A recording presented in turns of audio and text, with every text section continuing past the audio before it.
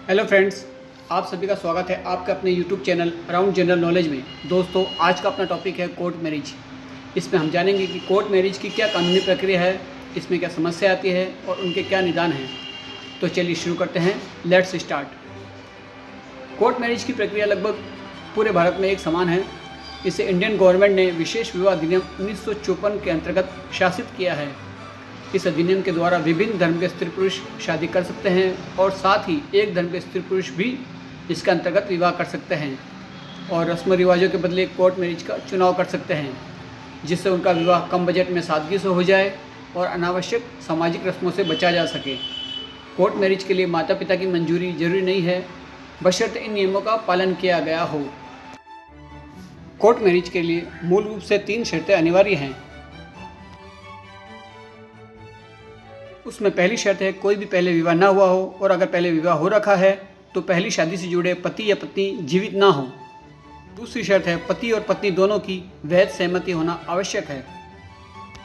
इसकी तीसरी शर्त है कि कोर्ट मैरिज के लिए पुरुष की आयु 21 वर्ष तथा महिला की 18 वर्ष से ज़्यादा होना जरूरी है। कोर्ट मैरिज के लिए आप निम्न में से किसी भी एक विकल्प का चयन कर सकते हैं। उनमें पहला है एक विवाहित विवाह का पंजीकरण। यह शादी करने का सबसे पसंदीदा और सबसे तेज तरीका है। यदि दोनों पक्ष वर और वधू एक ही धर्म के हैं या किसी एक धर्म में परिवर्तित होने के इच्छुक हैं तो उन्हें किसी आर्य समाज मंदिर में जाकर विवाह करना होगा और वहां से सर्टिफिकेट लेकर जमा कराना होगा। और अगर कोई मुस्लिम है तो उसको पहले किसी काजी द्वारा निकाह करके उसका निकाहनामा प्रस्तुत करना होगा। यह ध्यान रखना है कि आपका विवाह इसके बाद ही पूरा होता है और बाद में आप इस शादी को आसानी से विवाह अधिकारी के साथ पंजीकृत कर सकते हैं। दूसरा विकल्प है विशेष विवाह अधिनियम के तहत शादी का इरादा करना। इसका मतलब है कि आप विपरीत धर्मों के बावजूद आप सीधे शादी के रजिस्ट्रार से शादी करना चाहते हैं। यह मुश्किल है और इसमें बहुत सारी औपचारिकताओं की ज़रूरत है। इसमें युगल को अपने जिले के विवाह अधिकारी के पास अपने विवाह के इरादे की सूचना देनी होती है, जिसका नोटिस सभी के लिए खुला रहेगा। इसके अंतर्गत आपको 3 गवाह चाहिए। विवाह के इस पंजीकरण के लिए शुल्क सभी स्थानों पर अलग अलग होता है। सामान्य तौर पर फीस 1000 रुपये से कम ही होती है। विशेष विवाह अधिनियम के तहत शादी करने के 5 स्टेप हैं। इसकी फर्स्ट स्टेप है विवाह का आवेदन करना। इसके अंतर्गत आपको जिले के विवाह अधिकारी को आवेदन करना होता है। दोनों पक्षों द्वारा एक लिखित सूचना देनी होती है और आवेदन से 1 महीने पहले तक आप उस शहर में निवास कर रहे हो, इस बात का प्रूफ देना होता है। इसकी दूसरी स्टेप है सूचना जारी करना।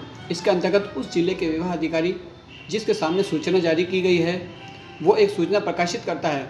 वो सूचना की एक प्रति अपने कार्यालय के नोटिस बोर्ड पर तथा एक प्रति उस जिले कार्यालय में जहां विवाह पक्ष स्थायी रूप से निवासित है प्रकाशित करता है। इसकी तीसरी स्टेप है विवाह में आपत्तियाँ। कोई भी व्यक्ति इसके अंतर्गत विवाह में आपत्ति कर सकता है। यदि उसकी आपत्ति सही पाई गई तो 30 दिनों के भीतर यह विवाह की प्रक्रिया निरस्त मानी जाएगी। इसकी चौथी प्रक्रिया है घोषणा पर हस्ताक्षर। इसमें दोनों पक्षों के घोषणा पर हस्ताक्षर होते हैं। 3 गवाहों के विवाह अधिकारी की उपस्थिति में हस्ताक्षर होते हैं और विवाह अधिकारी भी उस घोषणा को प्रति हस्ताक्षरित करता है। इसकी 5वीं और लास्ट स्टेप है सर्टिफिकेट ऑफ मैरिज जारी करना। इसके अंतर्गत विवाह अधिकारी एक सर्टिफिकेट जारी करता है। उस सर्टिफिकेट पर दोनों पक्षों के और 3 गवाहों का हस्ताक्षर होते हैं और यह प्रमाण पत्र अदालत में विवाह का निर्णायक प्रमाण पत्र होता है। कोर्ट मैरिज के लिए आवश्यक दस्तावेज।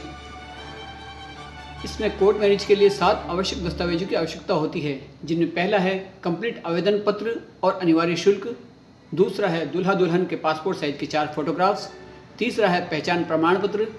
चौथा है जन्म प्रमाण पत्र या 10वीं की मार्कशीट। और 5वां है शपथ पत्र, जिससे ये सबूत हो कि दूल्हा दुल्हन में किसी भी तरह का अवैध रिश्ता में वे नहीं हैं।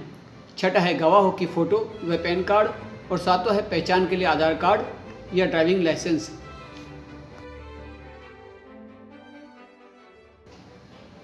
कोर्ट मैरिज की कुछ महत्वपूर्ण बातें। कोर्ट मैरिज में शादी के पहले वर्ष तलाक पर प्रतिबंध लगाया गया है।